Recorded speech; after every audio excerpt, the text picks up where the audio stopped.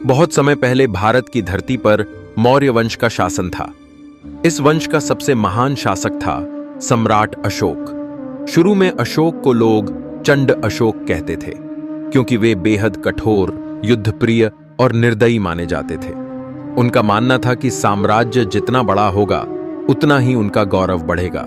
सम्राट अशोक ने अपने साम्राज्य का विस्तार करते करते लगभग पूरे भारत पर अधिकार कर लिया था।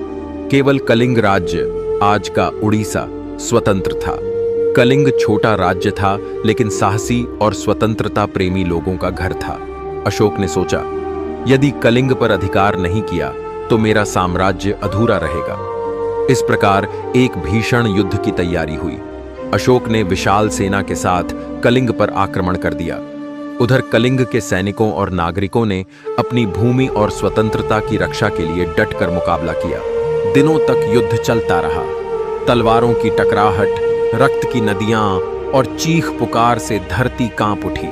अंततः मौर्य सेना ने विजय प्राप्त कर ली। कलिंग हार गया, लेकिन उस युद्ध में 1 लाख से अधिक लोग मारे गए और कई लाख घायल व बेघर हो गए। युद्ध समाप्त होने के बाद अशोक युद्ध भूमि का निरीक्षण करने निकले। जहां भी नजर जाती केवल लाशें, घायल बच्चे, रोती हुई स्त्रियां और उजड़े हुए गांव दिखाई देते। अशोक का हृदय परिवर्तन। यह दृश्य देखकर अशोक का हृदय कांप उठा। उनके मन में प्रश्न उठा, क्या यह विजय है? क्या मैं सचमुच विजेता हूं? यदि मेरी विजय के बाद केवल लाशें और दुख बचते हैं तो यह विजय किस काम की? उस रात अशोक को नींद नहीं आई। उन्हें बार बार मरते हुए सैनिकों की चीखें और बच्चों की रुदन सुनाई देती। तभी उनके भीतर से आवाज आई, अब बहुत हुआ। युद्ध से केवल विनाश मिलता है। सच्ची विजय तो मानवता और शांति में है। कुछ समय बाद अशोक ने बुद्ध के उपदेशों को सुनना शुरू किया। बुद्ध का संदेश था अहिंसा, करुणा और सत्य।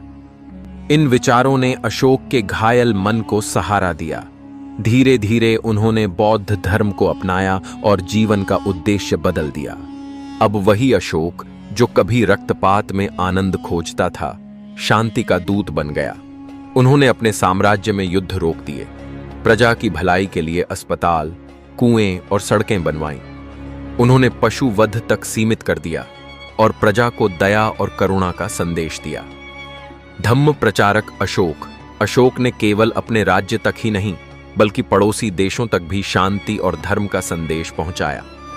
उन्होंने अपने पुत्र महेंद्र और पुत्री संघमित्रा को श्रीलंका भेजा ताकि वहां भी बौद्ध धर्म और शांति का प्रसार हो। निष्कर्ष इस प्रकार चंड अशोक समय के साथ धर्माशोक कहलाए। उनका जीवन हमें यह सिखाता है कि सबसे बड़ा साम्राज्य तलवार से नहीं बल्कि प्रेम और करुणा से बनाया जा सकता है।